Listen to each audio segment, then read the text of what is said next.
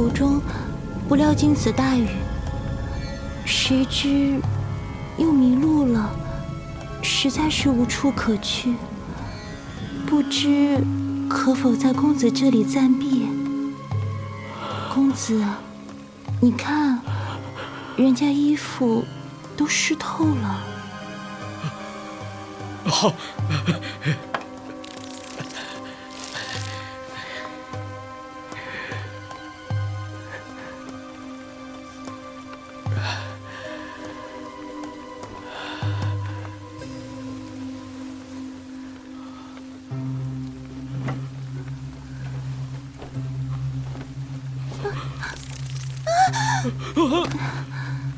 公子，衣服上有虫。那是我豢养的蛊虫，只要我不下令，他们就不会伤害你。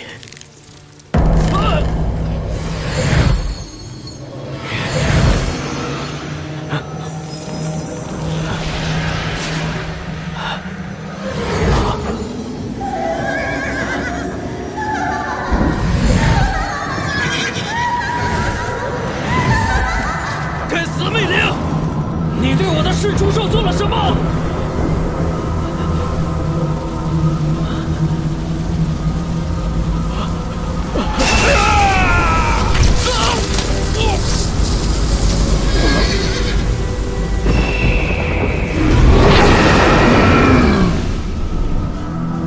让一让，闪开，闪开！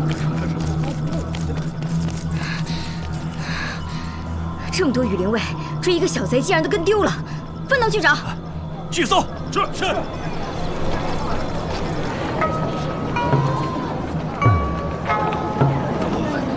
卖鱼喽！新鲜的沿海鱼哎，快来瞧一瞧，看一看了啊！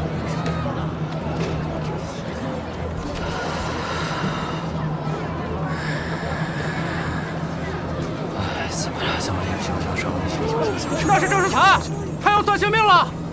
快走！这是哪来啊？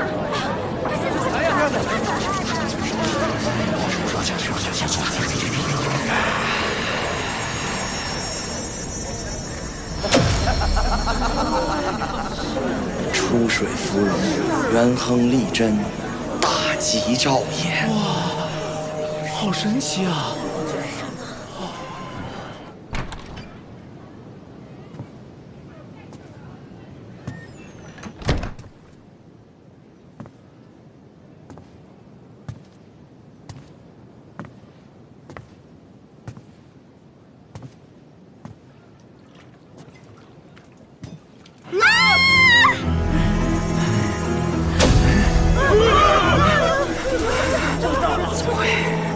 四姓连珠，侍卫大长，命丧四起，性命难抗。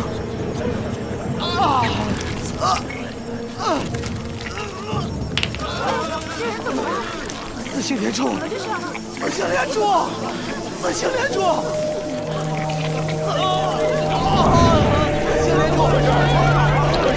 四姓连珠。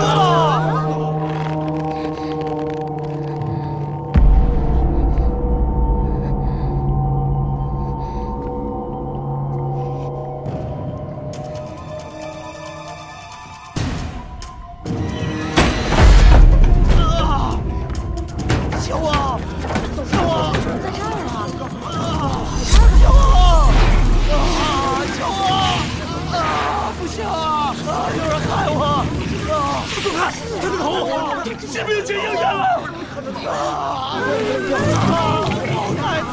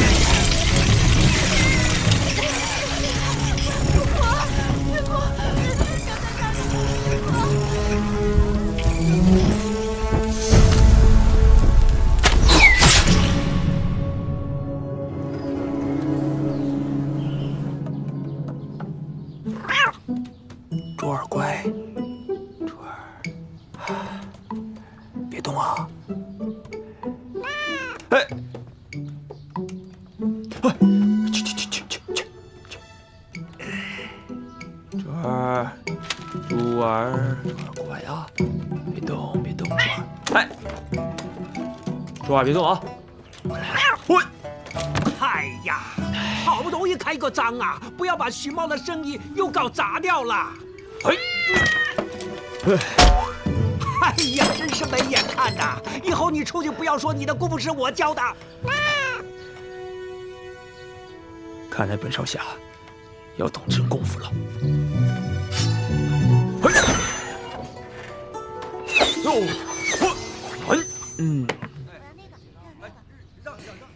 哎，小明姑娘，云战少侠，你真的帮我找到珠儿了？那是自然，没有你云哥哥办不到的事儿。你的珠儿啊，太不让人省心了。他呀，就是喜欢抓鸟。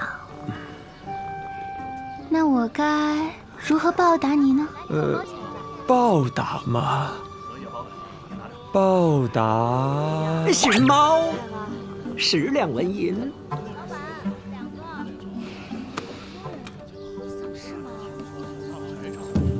嚯，什么情况？这谁家在办丧事儿啊？还不是在南怀城的首富陈员外。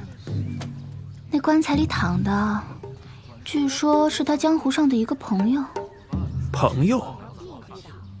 这么酷的阵仗，我还以为是陈员外他亲爹没了呢。韩儿子，说话要积点口德嘛。老先生说的没错，这位朋友听说是高空坠亡，据说和新敏节有关。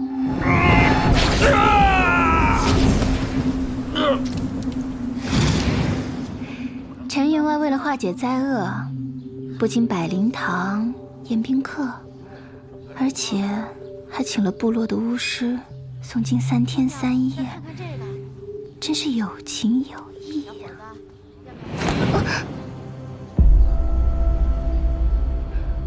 宴宾客，大户人家哦，岂不是有很多好吃的哦？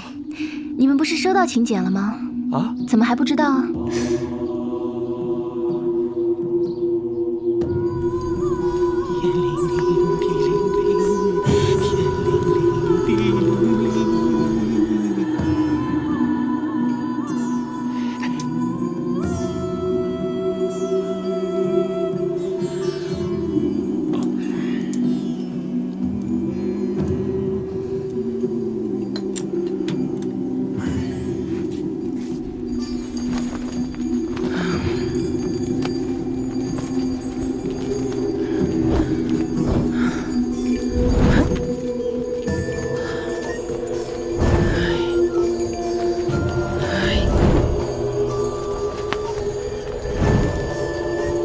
这陈员外为了咱们南怀城的安宁，这回啊，可真是下了血本了。可不是嘛，国主久不上朝，怕是天下有变呐。哎，老哥，你可是打听到什么江湖秘闻了吗？我吃素。少侠有所不知，陈员外这位朋友啊，据说并非死于一场意外啊。你可听说过天罗？就是九州大陆上那个最神秘的杀手组织。我听道上的朋友说，死者就是死在天罗的手上。咦，那你可知这个是天罗哪号人物干的呀？就是九州20年前天罗组织的头号杀手，踏叶无声，云灭。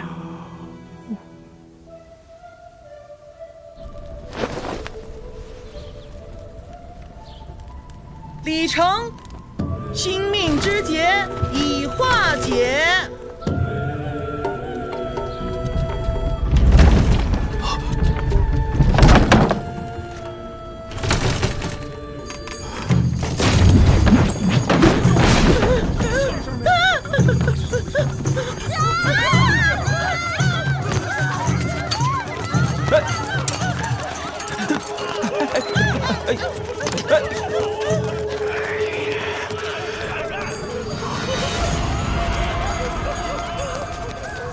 老头，怎么说？走，看看课。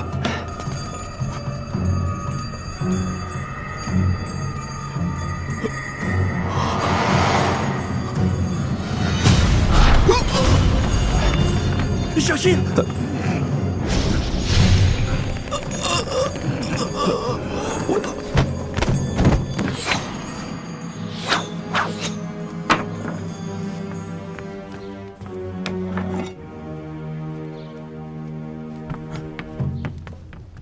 竟然敢拿本少侠的兵器暗算我！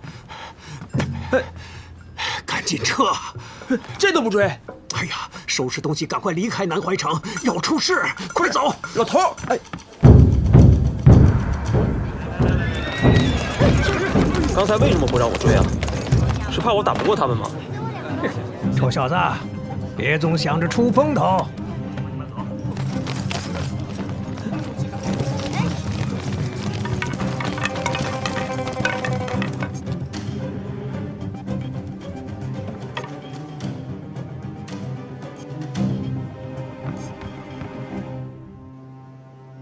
我去，这么多御林卫！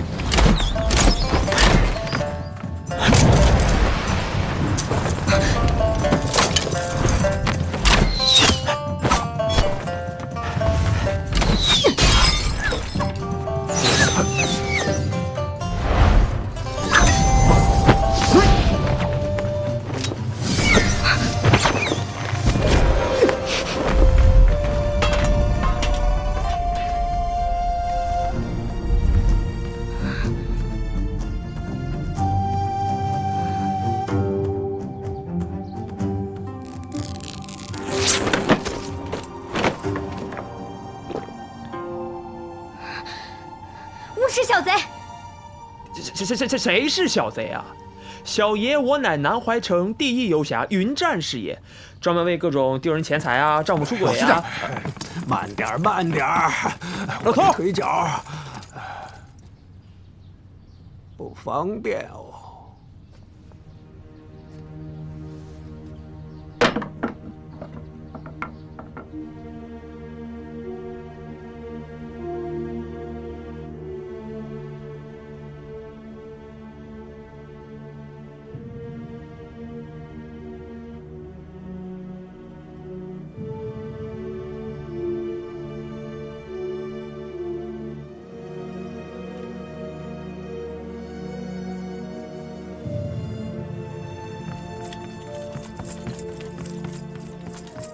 安教头，公主石秀彤已经拿下要犯，先邀请您入宫一同审讯犯人。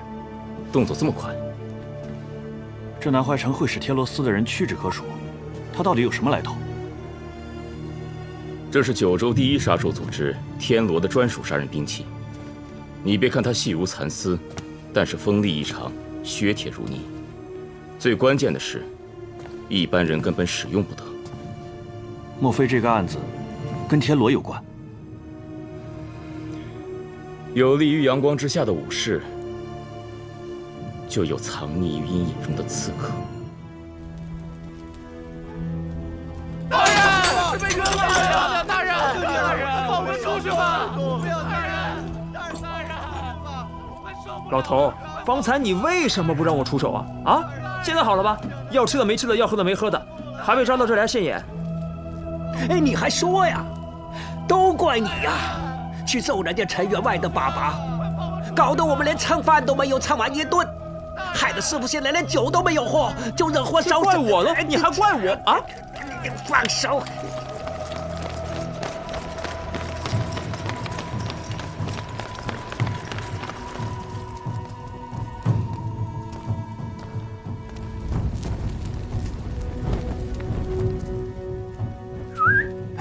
想我了吗？再出言不逊，下一剑刺穿你的嘴。他打不过你，吃痛。陈员外宴席邀请的都是南怀城旧友名流，你们既不认识死者，又与员外素无瓜葛，混进宴会做什么？说。谁说我不是名流啊？小爷我乃南怀城第一游侠，上得了厅堂，下得了厨房，没有我吃不了的席面。少跟本公主废话，死到临头还嘴硬。公主，哦，原来你就是传说中的红衣夜叉监国公主石秋桐啊！你，公主，息怒。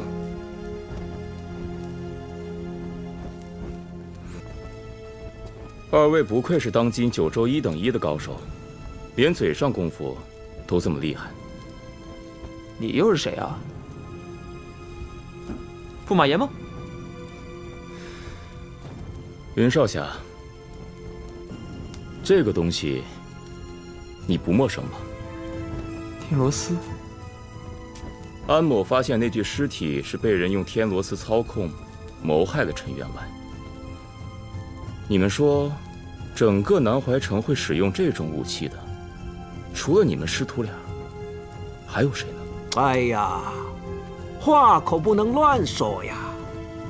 用天罗丝杀人，只能证明和天罗有关。老夫早就退出组织，几年都未曾出过手啊。那既然如此，安某只能辛苦二位委屈一下。在事情水落石出之前，在这里将就几日了。我还没说完呢。有没有酒喝呀？有可以多撑几天呐。公主，云灭师徒虽与此案脱不了干系，但属下认为此案还大有文章。此话怎解？属下在验尸的时候，发现那具尸体是一名云州的巫师，再加上陈员外最近有一笔巨额的钱财来往，连他的家属都不知道钱财的去处。云州，巨额钱财。是，那名巫师的死，给坊间带来了不小的震动，大家都议论说，是新命师的预言开始了。再加上，说。再加上陛下久不上朝。胡说八道！把那个妖言惑众的新命师给我带来，我倒要让他看看自己算的是什么命。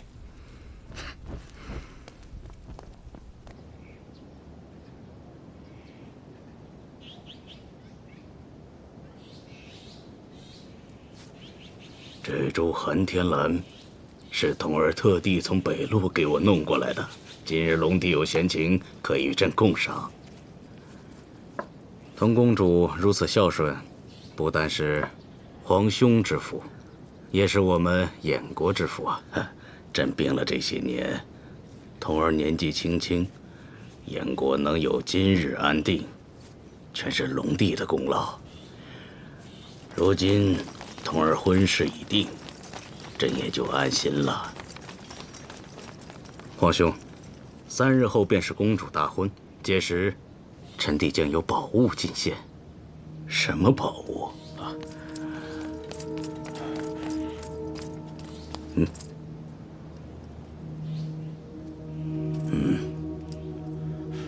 国主，瑞亲王，童公主抓住了白日里刺杀陈员外的凶手，正在加强戒备。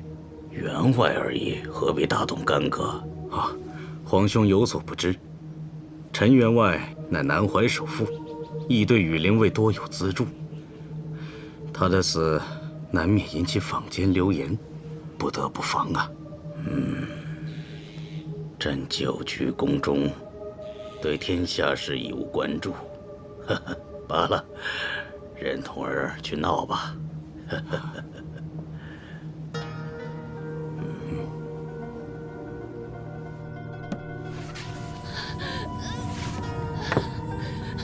魅灵，乃亦是幻化而成，神形聚散，用来占卜性命，再好不过了。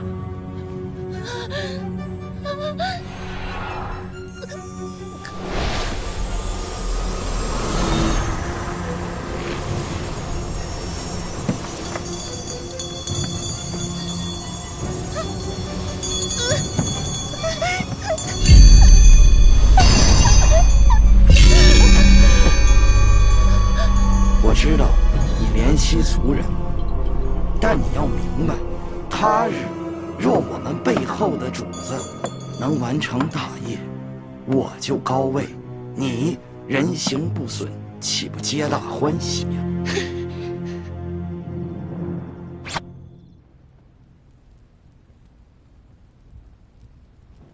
随便玩玩罢了，真想关注我，没门儿！哼，要按你课晚，我就在这里。哎，我说你个老头，你是不是仇心又犯了？哎呀，你个憨儿子，这明摆着是一滩浑水嘛！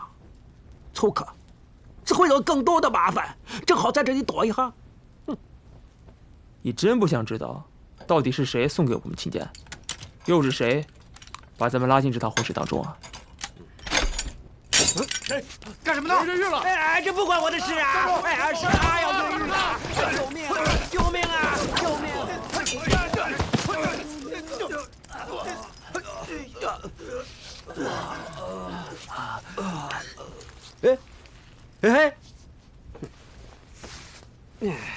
真不知道你老头葫芦里卖的什么药。你走不走啊？不走我走了啊！哎，记得打酒回来。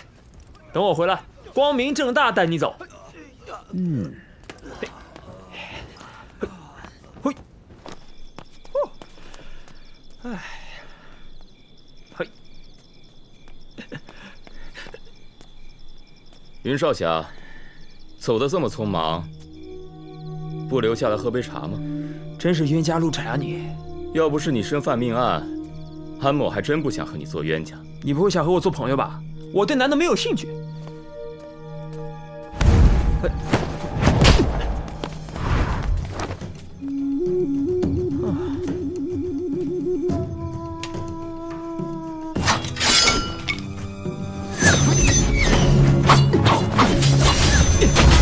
在那边。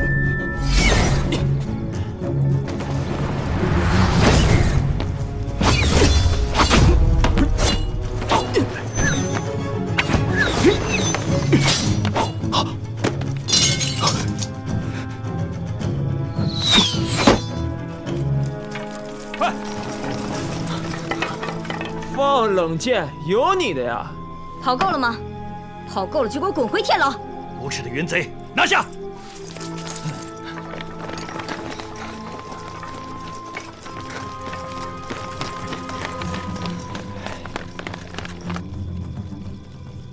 ！7月初7。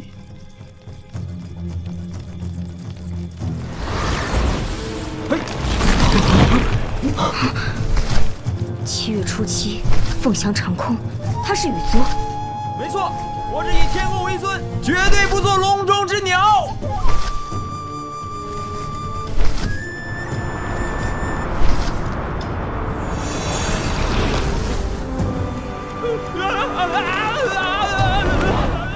看来他只是个暗语，给我追！是。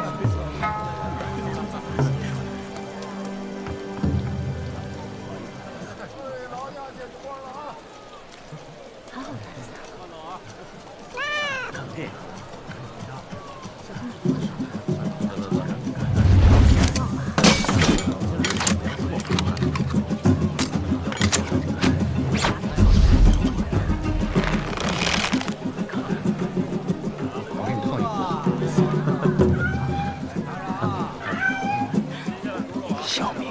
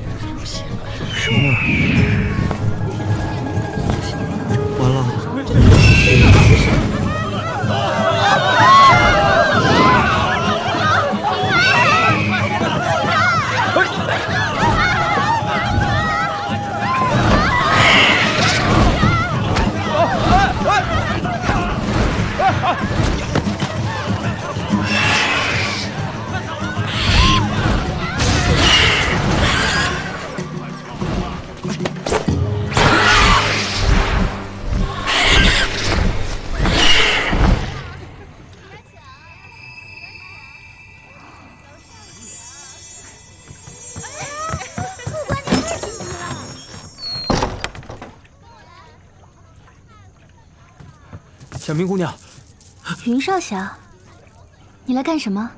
人家正在洗澡呢。小明姑娘，你别误会啊，我有一事相问。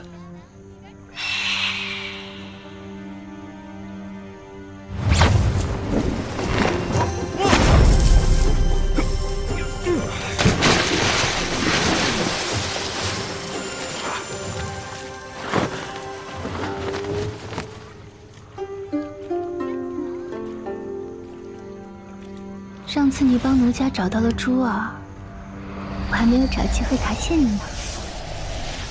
是你拿走了天罗寺。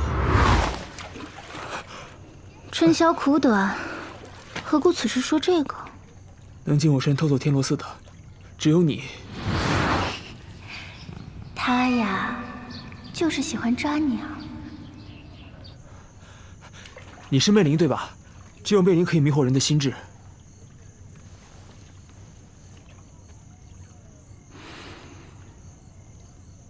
你说的被我迷住，到底是真心还是假意啊？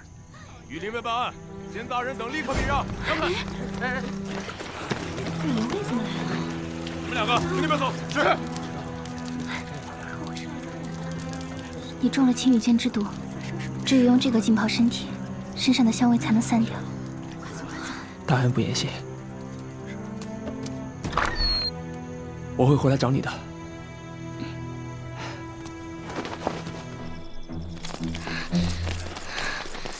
这么多羽灵卫追一个小贼，竟然都跟丢了，分头去找。去搜。是。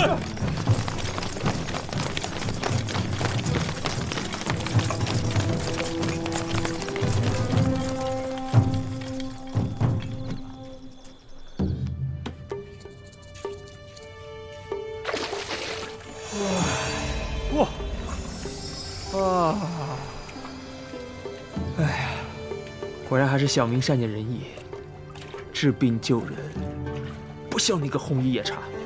哼，他一定要想不到我竟然敢回云钓探索。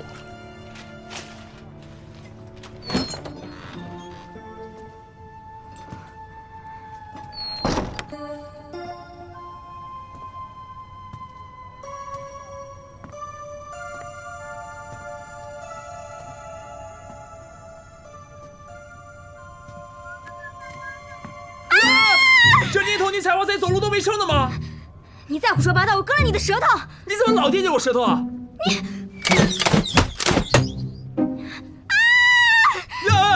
你能不能等我穿衣服再打？别叫了。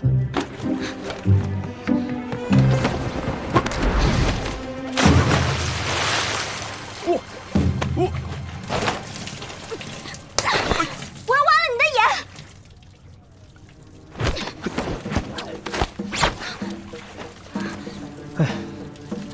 我要杀了你！来啊，来！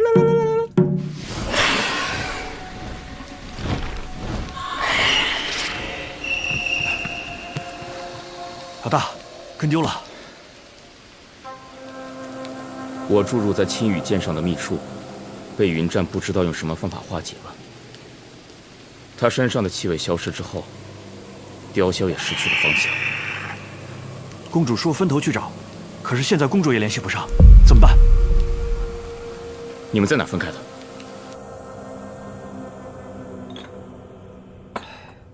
我说你这出身高贵的公主啊，不安心等着嫁人，老出来打打杀杀的，也不怕丢了自己性命。我生在皇家，自有监国之重任，岂是你等小民能够理解的？是，你是天家大人，我呀就是一介草民。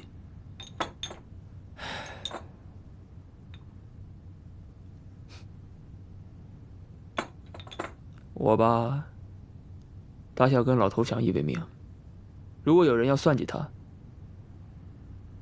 那就是跟我过不去，所以，我必须亲自查清真相。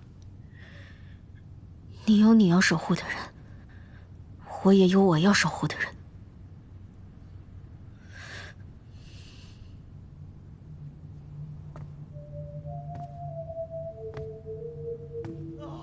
救我！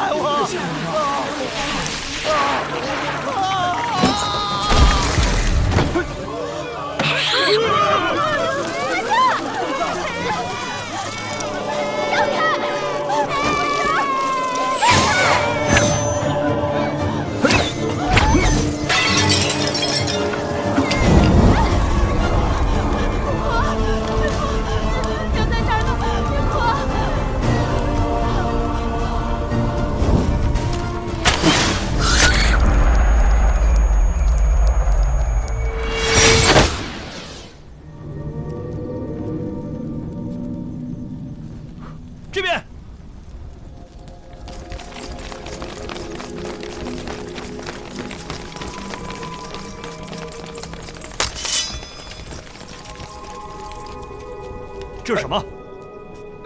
这个叫冰晴雪原，老家在商州的冰原，专门在人脑里产卵生长。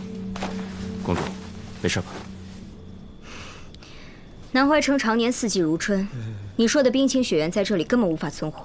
啊，这种虫子啊，虽然对生存环境要求极高，不过呢，要想在东路养它也不是不可能，只要找对人。你不是知道怎么培育冰晴雪原吗？那就跟我们走一趟吧。啊？走，走。哇，这味儿！哎，我知道这根本困不住你，你是故意跟我来的。我这是都为了我师傅。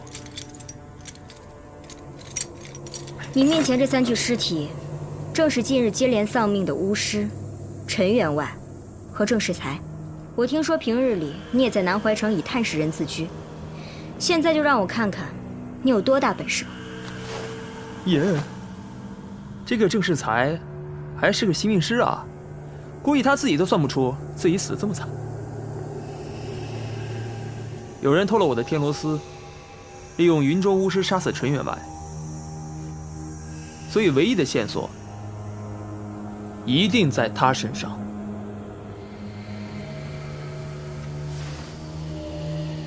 这个人的死状确实像是从高空坠亡，这是被天罗丝勒住的痕迹。这是什么？云州饲养蛊虫者，为了不让蛊毒反噬自己，会用特制的燃香在身上结印。这结印的形状和蛊虫的类型有关。这第1枚结印就是害死郑世才的冰晴雪原。这第2枚叫黑暗雪牢。这第3枚印记我也没见过。蛊虫下落不明，恐怕还会有人遭遇不测。冰晴雪原性喜严寒，在东路想培育存活，除非是用地下开采的寒冰制作的玉剑饲养，而我恰巧知道这玉剑在南怀城谁能制作出来。那事不宜迟，咱们现在就去找。哎呀，大家都忙一天了，能不能休息一会儿啊？好累啊！万一他也被人杀了呢？想杀也得先找得到他呀。要是没有本少侠带路，你这一辈子也找不到他。哎，等等！那今晚辛苦云少侠跟3位死者将就一下。石秋桐，你不讲武德啊你！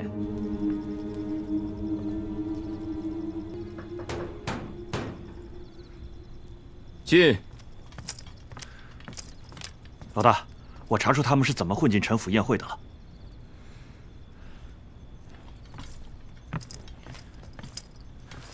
他们的请柬似乎是从瑞亲王府流出的。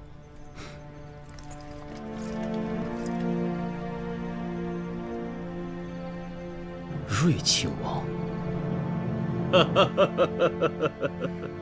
王爷，您侠肝义胆，虚怀若谷。燕国若是在您的治理下，那才是长歌盛世啊！王爷的治世之才，自不必说。陛下病重，已在深宫养病数载。如今朝堂无主，眼下正需一位明君来统领朝政啊！陛下待我不薄，这些话诸位就不要再提了。王爷，您对陛下的忠心，天地可见。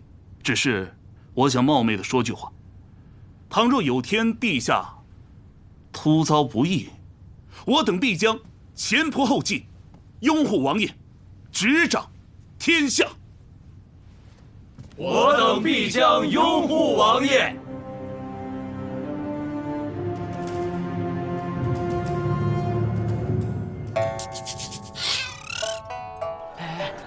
你们听说昨晚的新命节了吗？听说了，特别可怕。谁能杀没有猴子人呢？不知道下一个会轮到谁倒霉的，谁知道呢？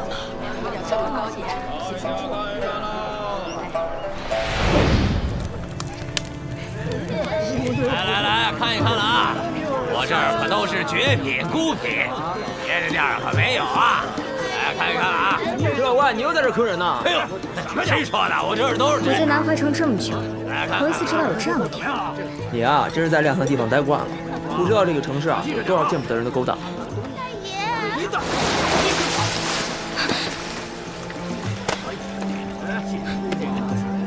那边去。来这的人啊，十有八九都干过杀人放火的事儿，谁会希望被外人知晓啊？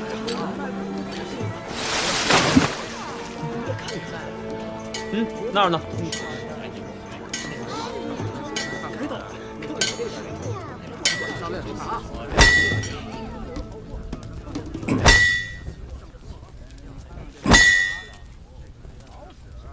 梅洛可在？我不认识什么梅洛。你骗得了别人，骗不了我。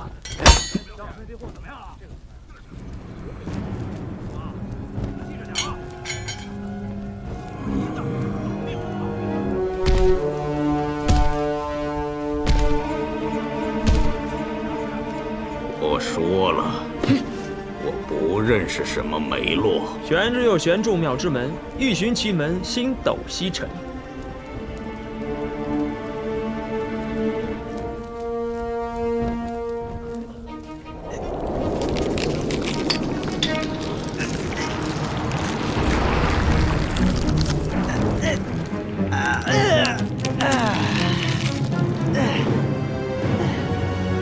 原来是你小子，你这是想通了，把天罗丝交给我呀？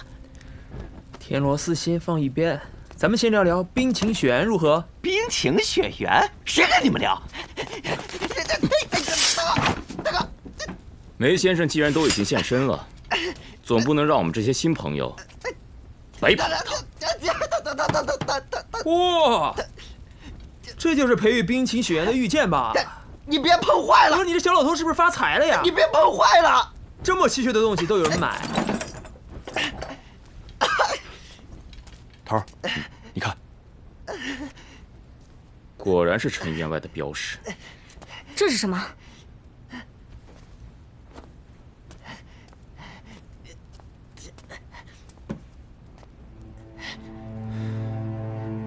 九州创世1000年，历经8朝。发生过无数场血战。随着战争规模的升级，河洛的祖先发明了一种可以刀枪不入的战甲，名为疾风甲。我也只是在书本上看到过，想不到今天居然能够亲眼所见。哎，我说小老头，你造这么多战甲想干嘛呀？啊，是不是合计着把咱大公主的爹给推下去啊？你也太大胆了你啊！啊！这些蛊虫和战甲只有一个目的，有人意图造反。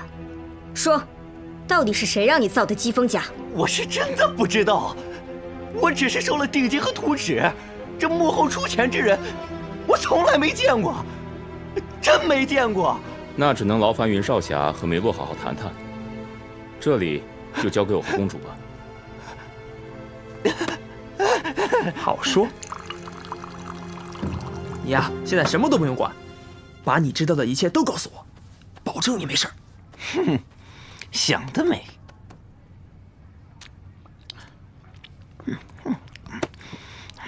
现在外头已经死了3个人了，云州的巫师，南怀的新命师和城中的员外，新命节的传言闹得满城风雨。你现在再不把事情告诉我，你小仙连你自己的性命都难保，你知道吗？哎，少给我来这套，还吓唬我！不就是死了3个人吗？你就是死了30个，他跟我也没有关系。老子我20年前就为了躲着性命节，我专门逃到这地下，平安无事，逢凶化吉呀。20年后我还能死喽？性命节20年前就发生过啊？这事儿你得问你师傅，他最清楚。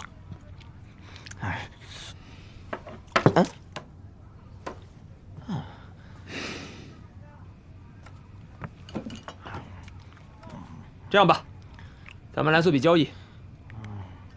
不做。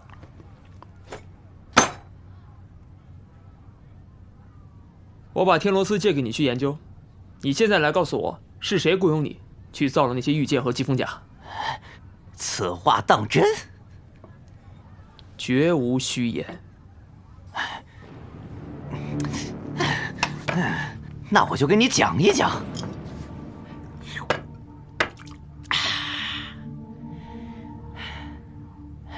有关于这疾风甲和玉剑的买家，我确实没见过。不是，你听我说嘛。年轻人没有耐心，放下。我虽然没有见过这个买家，但是他们每次把黄金送过来以后呢，还给我带了这个。这种矿石是做疾风甲的原料，知道它产地的人没几个呀。不过你要想要找到它呢，也很简单，只需要去。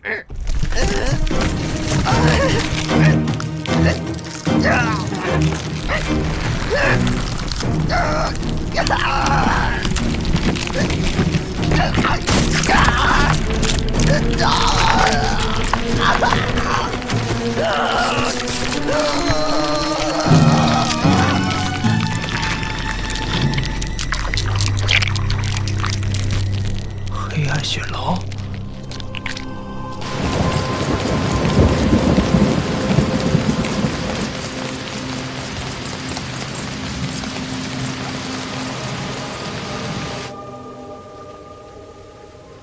这种植物根茎会牢牢地吸附在中蛊者的心脏部位，一旦中蛊者紧张或者是激动，血脉扩张，植物就会疯狂地生长，最后从中蛊者体内破体而出，形成一种藤蔓的监牢，所以叫做黑暗血牢。最后的线索也断了，到底是谁给梅洛下的蛊？事情还不明显吗？云战难逃干系。难道我真的错记了你，云战？事已至此，你居然还相信他？我从来都只信证据。既然如此，有一件事情我不得不说。你说。我查到云战师徒的请柬是瑞亲王给的。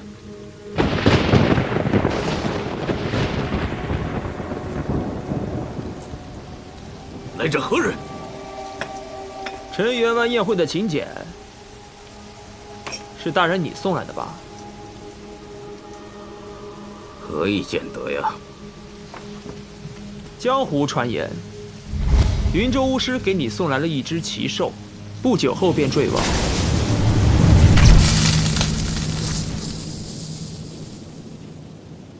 我和师傅与陈员外素无来往，却被邀请赴宴，正巧遇见了被天罗寺操控的尸体，杀死了陈员外，以至于身陷囹圄。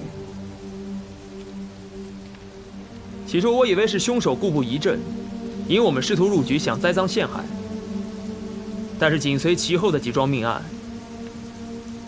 就很难再牵扯到我们了。因此，只剩下一种解释：有人察觉云州巫师之死的背后另有隐情，但是又不敢大张旗鼓地找人查案，所以就悄悄塞给我们请柬，想请我们一探究竟。我说的对吧，瑞亲王？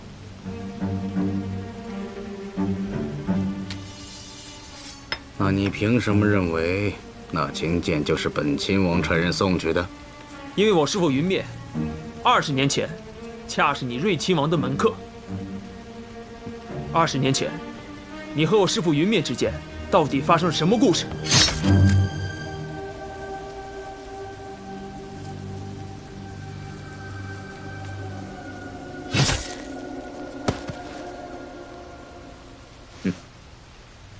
你不是想知道本王与你师父的故事吗？当年云灭清理门户不干净，送去请柬，就是要把他过去的旧债了结，否则过去你师父的债，今天就得由他的徒弟来还。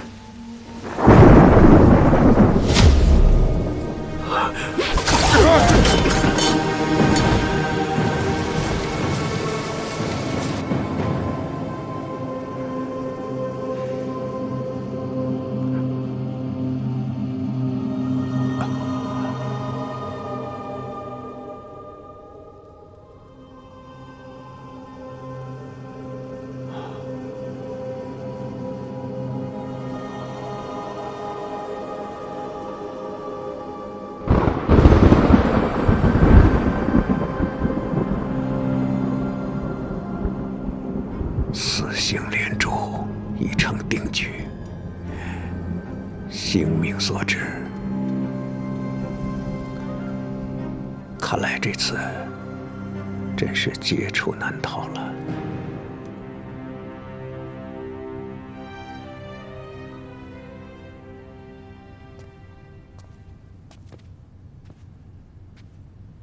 你无需劝我，我意已决。我拼尽全力为父皇守护的江山，不能轻易让人染指。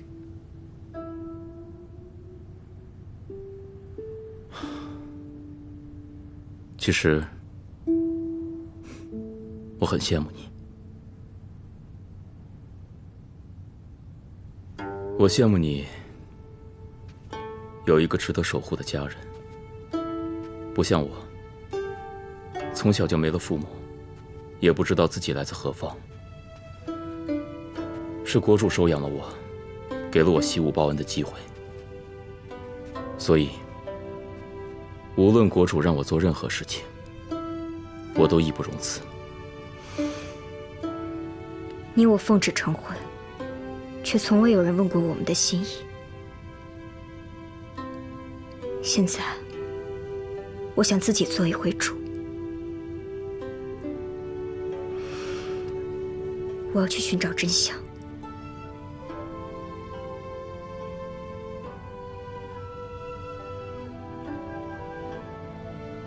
无论你做任何决定，我都支持你。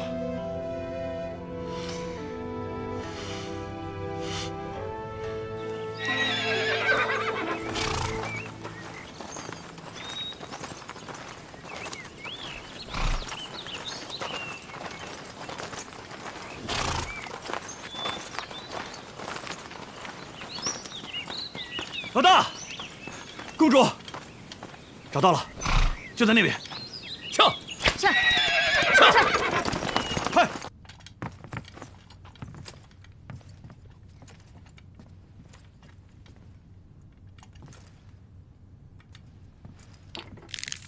头儿，看，这里还有冰清雪原。看来，这里就是云州巫师的住所。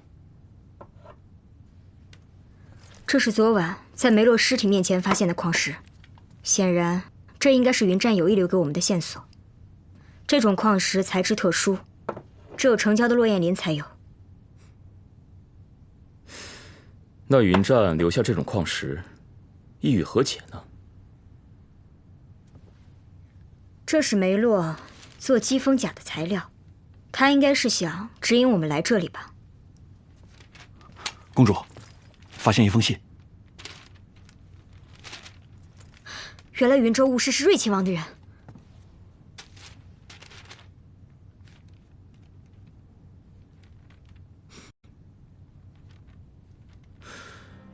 信上说，瑞亲王让云州巫师带来一种叫噬猪兽的奇虫，准备当作贺礼，在你我大婚之日献给陛下。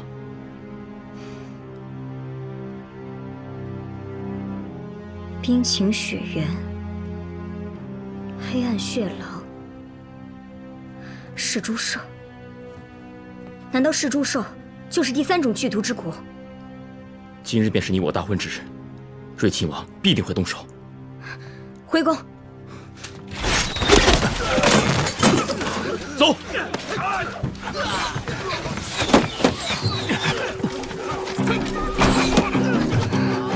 竟敢有人偷袭羽林卫！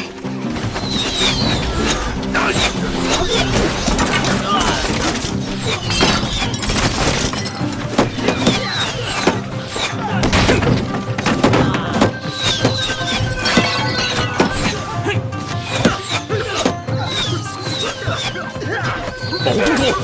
哪里来的毛贼？竟然敢偷袭羽林卫！重点给我杀出去！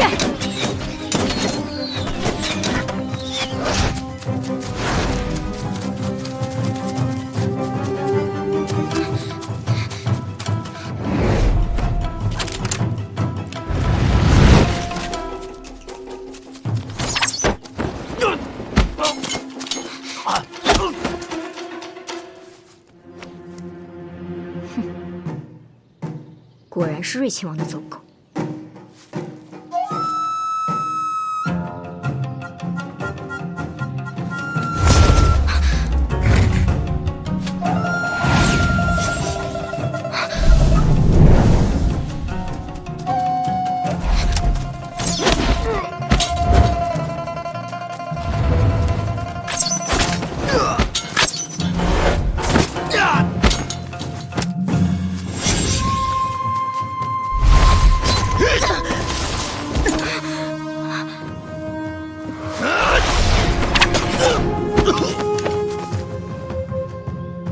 主。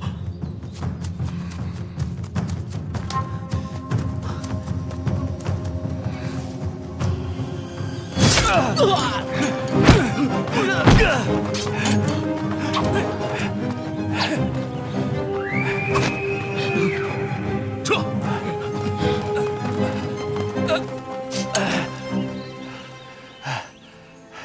安教头，公主。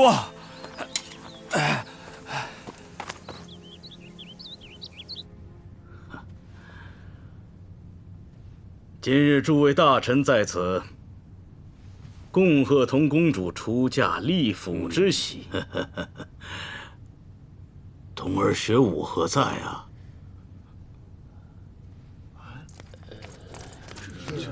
报！国主，童公主和安教头在落叶林一喜，请求支援。大婚之日，他们去落叶林做什么？谁袭击我童儿？属下不知。快，马上派人过去找我童儿！快去！是。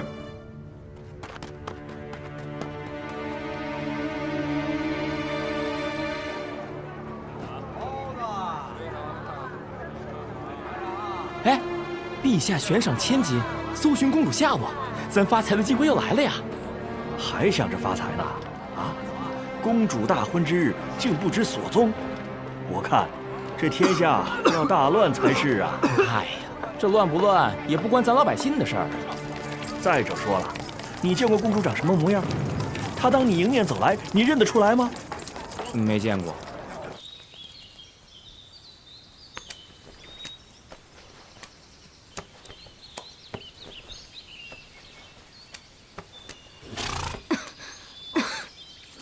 公主，怎么样？有点疼，忍着点。对了，那封信呢？啊，在这儿。我在杀手的身上看见了瑞亲王府的金牌。看来瑞亲王想要杀人灭口啊！陨石落，将大战。国异姓，兵将乱，得者繁昌，齐国当亡；无德者丧，人君即亡。陨石落，将大战。嘘，公主。小娃娃，你刚才唱的是什么歌？这是我跟娘亲进城的时候听路边的一个兴命诗唱的。什么样的兴命诗？前夜爆头的兴命诗。好的，我知道了，回去吧。皇叔笃定，九州的人都信兴命，便要借着这民谣散播出去，在民间给自己立威。哎，公主，我不能让他得逞。那你骑我的马先回去，我去召集羽林卫。谢谢。你我不必言谢，小心。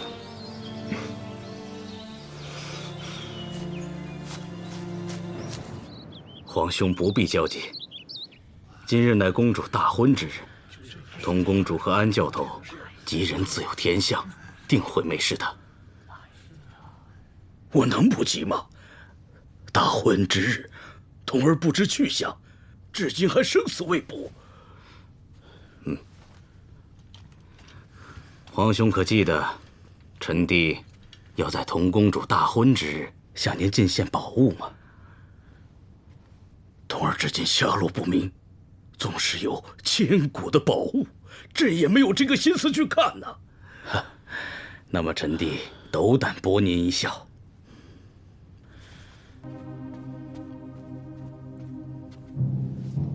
皇兄，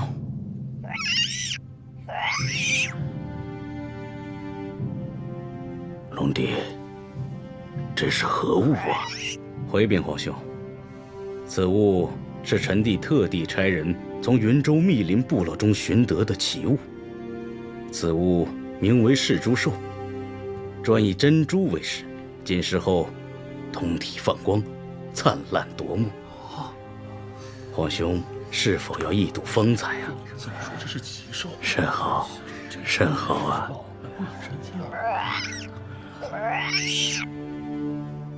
父皇小心！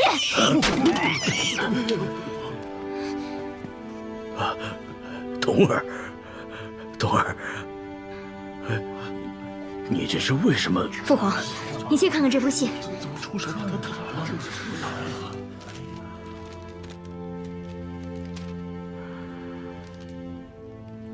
这石猪兽难道有什么古怪吗？父皇，信中与皇叔相交甚密的巫师曾经豢养3种蛊虫，前2种蛊虫正是造成南怀城数起命案的主因，而你眼前这噬猪兽就是第3种蛊虫。不仅如此，有人利用蛊虫毁尸灭迹，蓄意谋反。这个人就是我的亲叔叔瑞亲王石龙。龙帝，你，陛下，臣可为公主作证。我们正是找到这封信的时候，遭遇了埋伏。龙帝，你作何解释？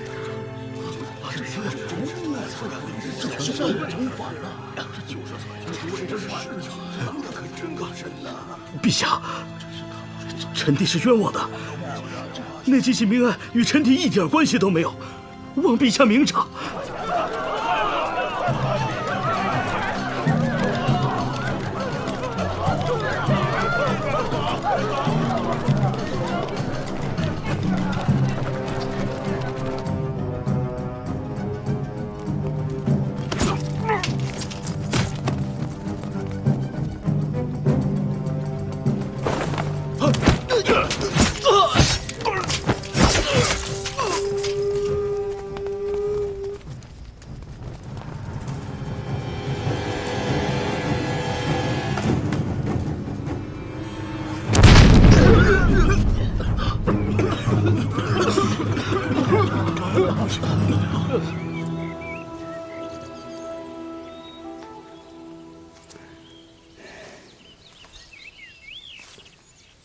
你为什么要救我？前辈，事情已经水落石出了，瑞亲王密谋造反。我们现在需要集结一切可能的力量，帮助公主。哎，对了，云战在哪儿？哎呀，我还在找他呢。你知道他在哪里？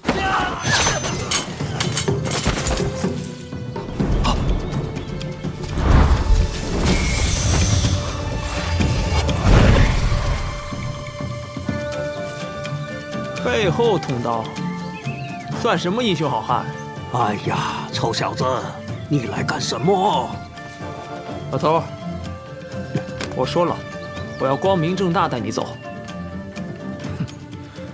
光明正大？我看你是代表瑞亲王来取我们性命的吧？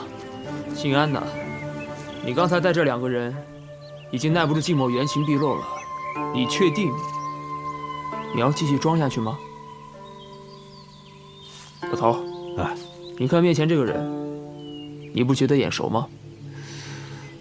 啊？石龙，你贼胆包天，意图谋反，证据确凿，你还有什么可狡辩的？陛下，童公主所言，的确让臣弟百口莫辩。今日当着群臣面前，臣弟愿意性命担保，臣弟的反叛之心早已在多年以前便烟消云散。反叛之心，为什么不说个明白？20年了，臣弟本以为这件事早已掩盖过去。当时陛下初登皇位，臣弟一时迷了心窍，起了不臣之心。那时纠集了一批江湖义士，他们有玩蛊虫的巫师，有那善造兵器的河洛人，还有那上知天命的性命师。瑞亲王笼络那批能人义士之后，便时刻准备着谋反。行动之前，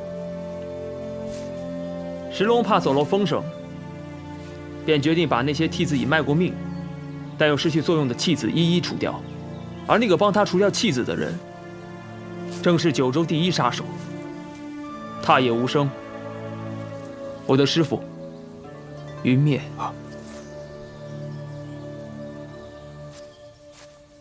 你怎么会知道这些？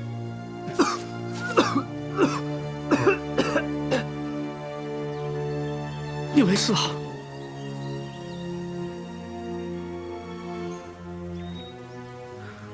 石龙的计划又产生了变数。我师父云灭本该把那些人赶尽杀绝，却又在关键时刻动了恻隐之心。这未杀之人，应该就是石龙口中的孽债吧？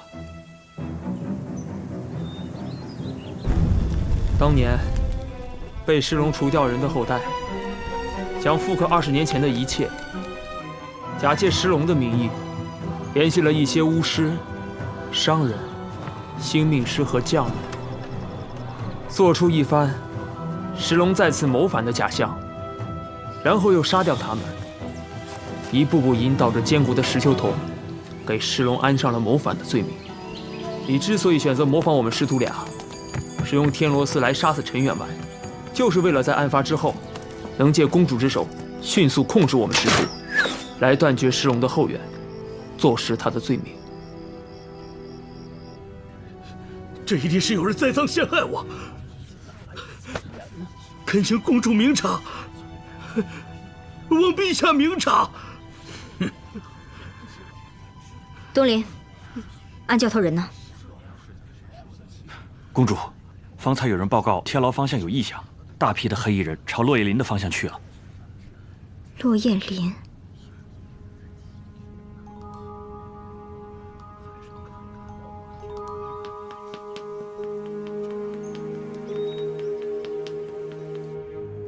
糟了！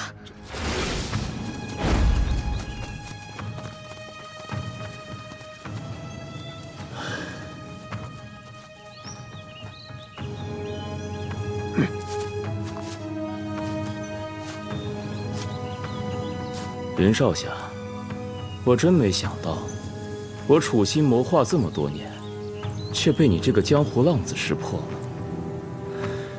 不过我有一事不太明白。你想知道我是什么时候开始怀疑上你的？什么时候？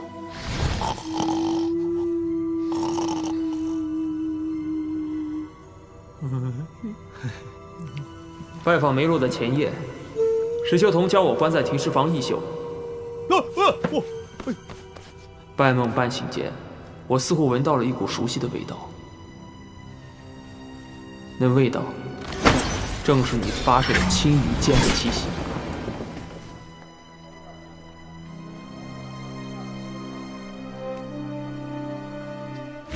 梅洛死的那晚，所有人都认为是我给他订的酒菜出了问题。但我心知肚明，酒菜我是检查过的，而在此之前接触过梅洛的只有你。小明姑娘，你在哪儿？小明姑娘，小明姑娘，我有一事相问。我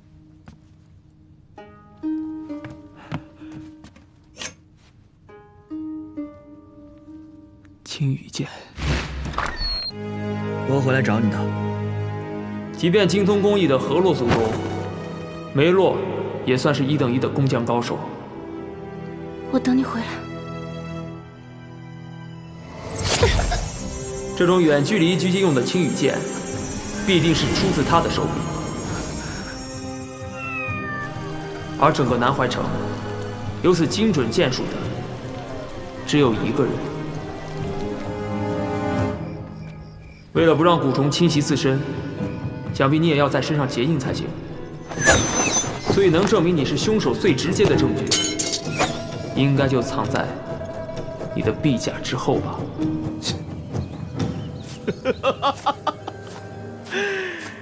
啊，可惜了呀，可惜。我现在只需要杀了你们俩，你们刚才讲的那一堆故事，就只能伴随你们长眠。果然是你，真是性命难逃啊！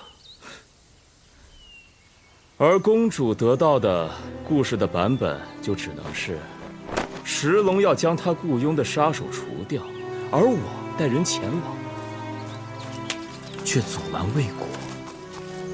安学武，快停手吧！这一切与他人无关，都是老夫咎由自取。兄弟，你放了我！看在我们这么多年交情的份上，我求你就放我一条生路吧。而且，我已经帮你把性命师母子俩给带过来了。我发誓，我从此再也不会出现在南怀城。梅洛，你个叛徒！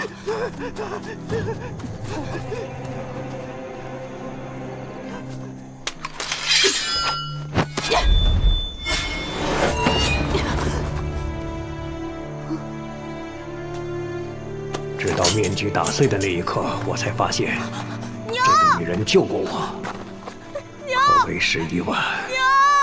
她已经死在我的天罗四下。杀了那个救过我的女人之后，我就金盆洗手，退出了组织。我懂你们失去双亲的痛苦，但你们这样滥杀无辜，只会让更多的人家破人亡。你根本就不懂我们的痛苦。20年前，当权者为了巩固自己的权力，不惜让我们的父母沦为了牺牲品，我们这帮人也就成了沦落在九州各地的孤儿。而现在，我必须让当年令我们家破人亡的人付出血的代价。安学武，你一定要这么执迷不悟吗？复仇本就是条铺满鲜血的道路，一旦走上，就无法回头。所以今日，不是你死，就是我亡。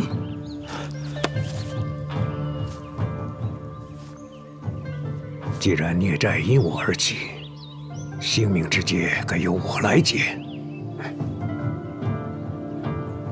老头，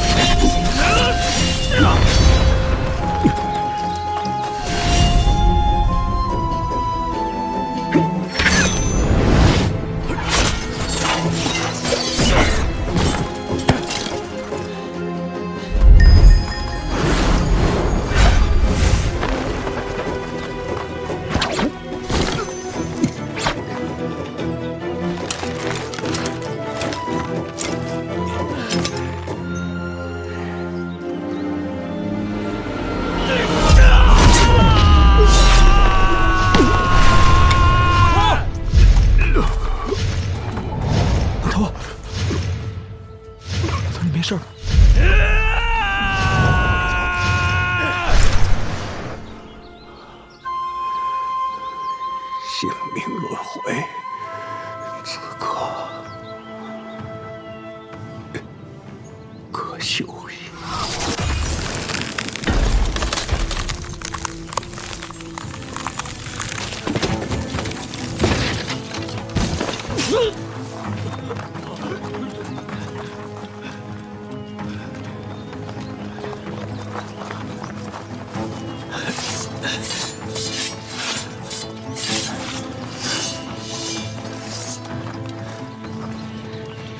学武，收手吧，一切都还来得及。公主，你说什么？我不明白。你靴子表面粘的浅褐色矿土，是那片竹林中未曾下雨时的状态；而你靴底粘的深褐色矿土，则和我一样，是在雨后的竹林里沾上的，证明你之前来过这里。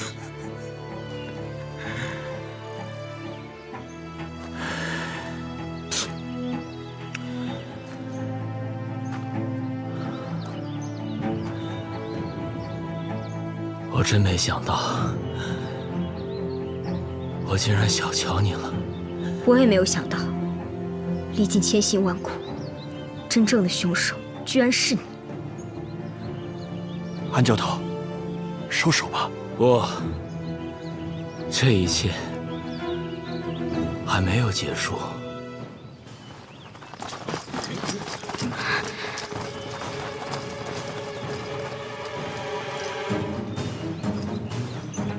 上！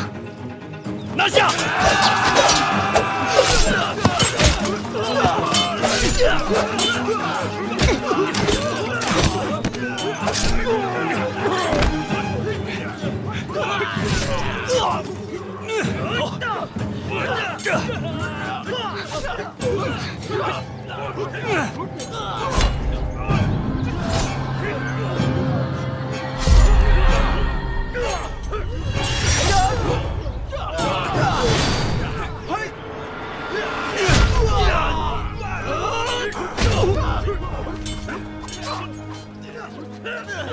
老爷，上且坦然，为人且不惜命，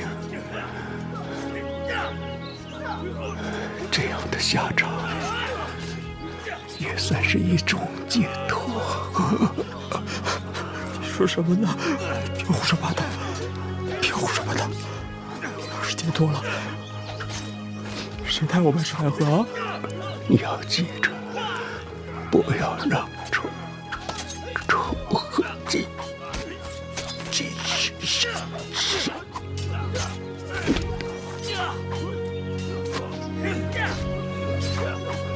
骆驼！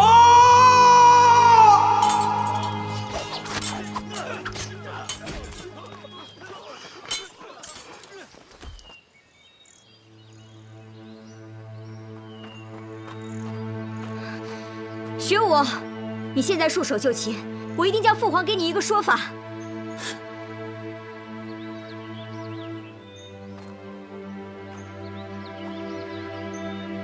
你的父皇，燕国之君，终日不朝，昏庸无能。要不是因为有如此昏君，纵容奸臣当道，我等无辜百姓怎会横遭牵连？你既然早对父皇不满，又何必假意取往？我没有。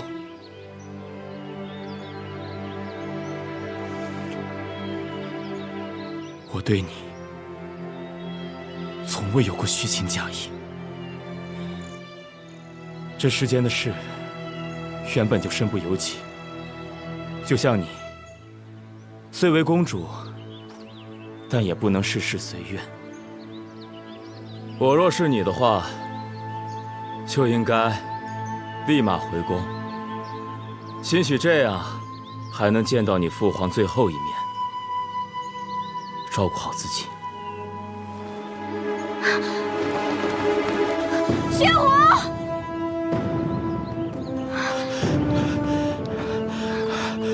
云战，父皇有难，带我回皇宫。拜托。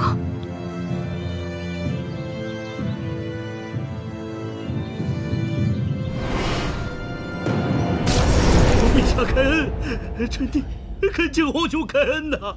龙帝，既然你是忠心可敬，那你就替朕喂一喂噬猪兽，让朕与朱青也见识一下这云中宝物的神奇之处吧。来人！皇兄，皇兄！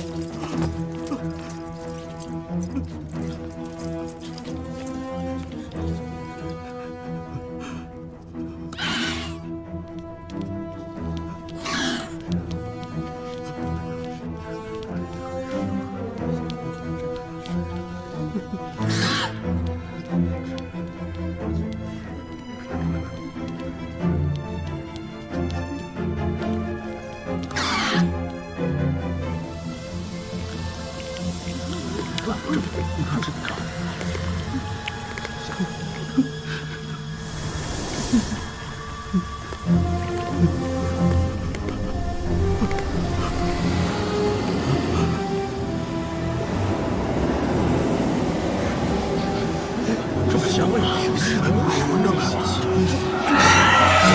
真香！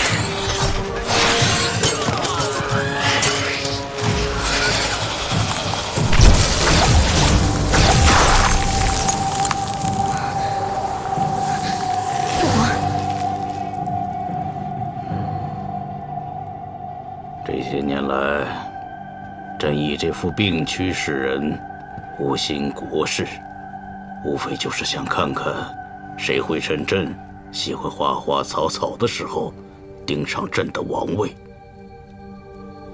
所以说，就连我的婚礼也是假的。朝堂之上，何为真，何为假？如果能稳定朝纲，震慑亲王，那公主的婚礼，大臣的性命，又何足挂齿啊？纵然如此，也不是你滥杀无辜的理由。童儿，朕的江山，终有一天要交到你的手上。朕要确保你拿到的是干干净净的朝廷。人心叵测，朕是在教你如何成为一个真正的君王啊！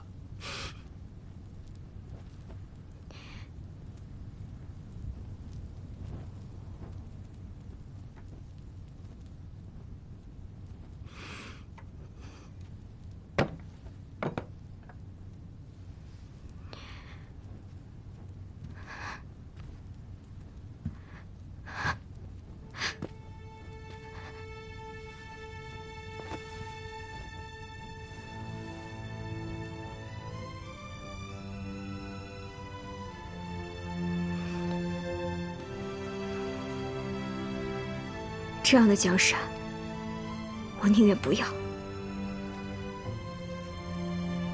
童儿，童儿，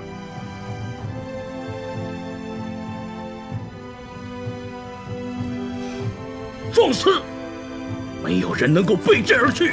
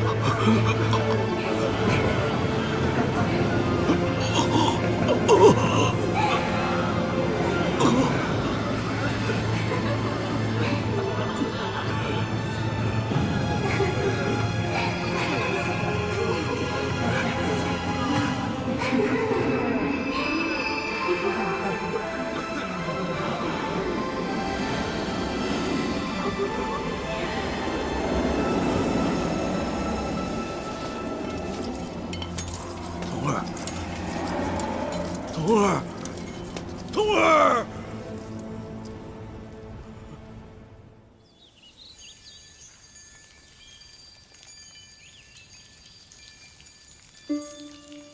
小时候我以为老头只是一个会喝酒的醉鬼，直到有天我突然发现，他竟然有一身绝学，我就软磨硬泡让他教我。其实他不愿意，说学武的人拿起了刀，最后一定会伤到自己的，因为当你越强大的时候，就越容易成为对方手中的刀。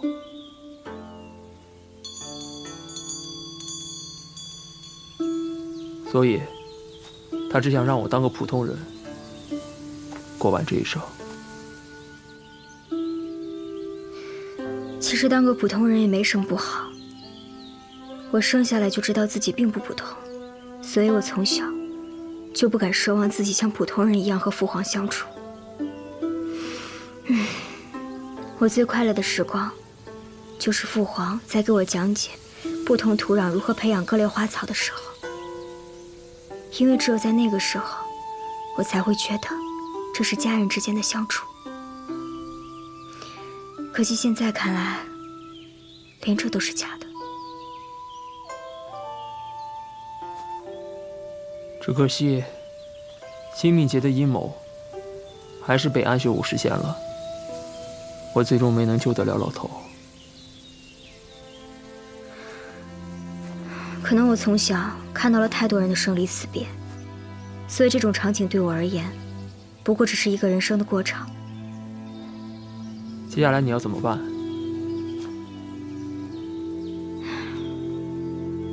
家，我是回不去了。跟我走吧。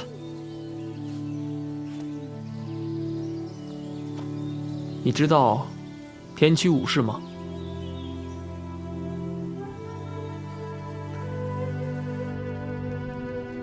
魔主会不断考验你的忠诚，只有经过了考验，你才会获得魔主的力量。然后呢？然后，你便可以用这个力量，去颠覆整个九州。